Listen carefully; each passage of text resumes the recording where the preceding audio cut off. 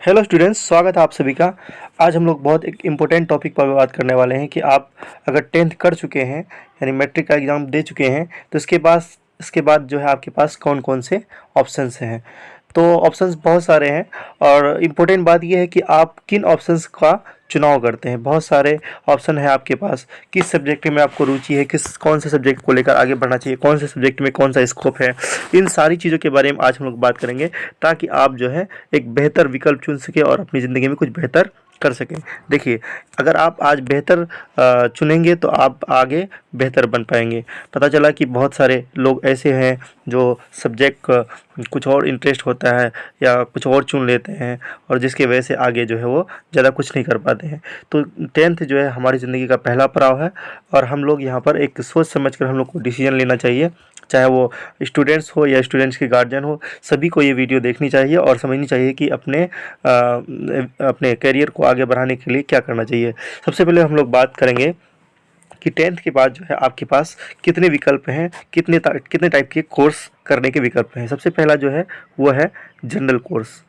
General course में आप जानते हैं कि इसमें जो है साइंस, आर्ट्स और कॉमर्स तीन फैकल्टी है। और दूसरा है प्रोफेशनल कोर्स, है ना। प्रोफेशनल कोर्स ऐसा होता है जिसमें कि आपको साइंस, आर्ट्स या कॉमर्स नहीं लेना होता है। इसमें जो है डायरेक्टली आपको जो है, जैसे आप देखेंगे कि इसमें आईटीआई आता है, ठीक है। उसके बाद इसमें जो है पॉलिटेक्निक आता है, ठीक है।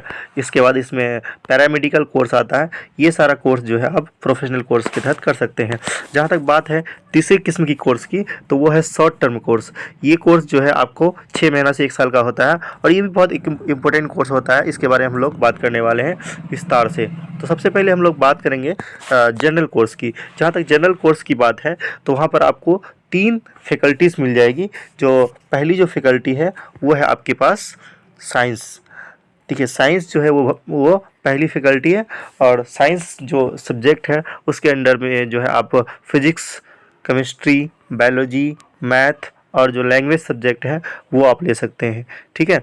तो बहुत सारे लोग जो है पीसीएम लेते हैं, है ना। पीसीएम जो लेते हैं यानी फिजिक्स, केमिस्ट्री और जो मैथ लेते हैं, इसका मतलब ये है कि वो इंजीनियरिंग क्षेत्र में जाना चाहते हैं, ठीक है। और बहुत सारे लोग लेते हैं पीसीबी यानी फिजिक्स, केमिस्ट्री और बायोलॉजी। तो ये हो गया मेडिकल क्षेत्र में। जिन लोगों को मेडिकल क्षेत्र में जाना है उसको जो है फिजिक्स, केमिस्ट्री और बायोलॉजी लेना चाहिए, ठीक है। और जो जिसको नॉन मेडिकल क्षेत्र में जाना है उसको फिजिक्स, केमिस्ट्री और मैथ लेना चाहिए, ठीक है। उसके बाद अब हम लोग बात कर लेते हैं कि दूसरी फैकल्टी जहाँ तक बात है कॉमर्स। कॉमर्स जो है एक बहुत ही अच्छा सब्जेक्ट है, बहुत अच्छा फैकल्टी है जहाँ से आप अपना फ्यूचर अच्छा कर सकते हैं। इसमें जो है आपके पास बहुत सारे स्कोप्स हैं, जैसे आप अकाउंटेंट, बैंकिंग से रिलेटेड बहुत सारे जॉब प्राप्त कर सकते हैं, या फिर आप जो है बिजनेस एक्सपर्ट बन सकते हैं, या बहुत बहुत तरह का इसमें आपके पास ऑप्शन है। ख़ास तौर पे इसमें प्राइवेट सेक्टर में आपको बहुत ज़्यादा जॉब के चांसेस बढ़ जाते हैं अगर आप कॉमर्स से कोई कोर्स करते हैं। अगर कॉमर्स की सब्जेक्ट की बात करें तो ये है अकाउंटेंट्स और बिजनेस स्टडीज़, ईपीएस, इकोनॉमिक्स और इसमें भी आपको लैंग्वेज सब्जेक्ट लेने होते हैं, ठीक है। उसके बाद जो है अब हम लोग बात कर लेते हैं तीसरे फैकल्टी की। तीसरा फैकल्टी जो है वो बहुत ही इंपॉर्टेंट माना जाता है ना। हमारे यहाँ एक ट्रेंड चला हुआ है कि आर्ट्स जो है वो बिल्कुल आसान सब्जेक्ट है। बिल्कुल भी ऐसा नहीं है। आर्ट्स बिल्कुल आसान सब्जेक्ट नहीं है, बल्कि ये एक बहुत एक समझने वाला सब्जेक्ट है। आप जो है अगर आप इसको आसान बोल रहे हैं तो आपको मैं एक बात कहना चाहूँगा, इंडिया का जो सबसे टफेस्ट एग्ज़ाम है यूपीएससी, इसमें सबसे ज़्यादा सवाल जो है आपको इसी फैकल्टी से पूछे जाते हैं। History, geography, political science, economics, इन सब्जेक्ट से सबसे ज़्यादा सवाल पूछे जा सकते हैं। तो इस बात का आप अंदाज़ा लगा सकते हैं कि ये सब्जेक्ट जो है बिल्कुल भी आसान नहीं है।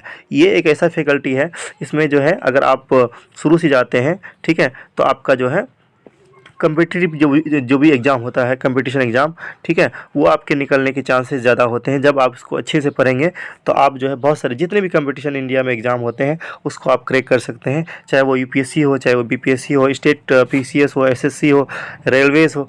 अब जिस क्षेत्र में जाना चाहते हैं इस फैकल्टी का बहुत ज़्यादा इंपॉर्टेंस है, ठीक है।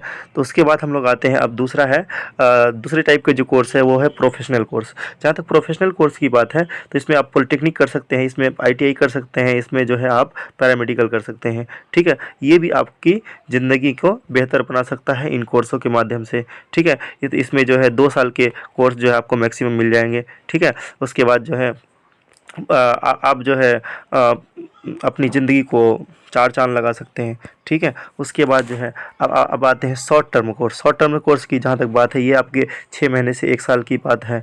ठीक है, 6 महीने से 1 साल का आप कोर्स कर सकते हैं। इसमें होटल मैनेजमेंट एंड कैटरिंग आ जाता है, इसमें डिजिटल मार्केटिंग आ जाता है, ब्यूटी एंड कल्चर आ जाता है, डिप्लोमा इन डाटा एंट्री आ जाता है। ये सारे कोर्स जो है आपको 10th के बाद जो है आप शॉर्ट टर्म कोर्स कर सकते हैं, 1 साल का कोर्स। इसमें भी आपको बहुत सारे ऑप्शन है, खासतौर पे प्राइवेट सेक्टर में यहाँ पे आपको आसानी से काम मिल जाएगा, जॉब मिल जाएगा।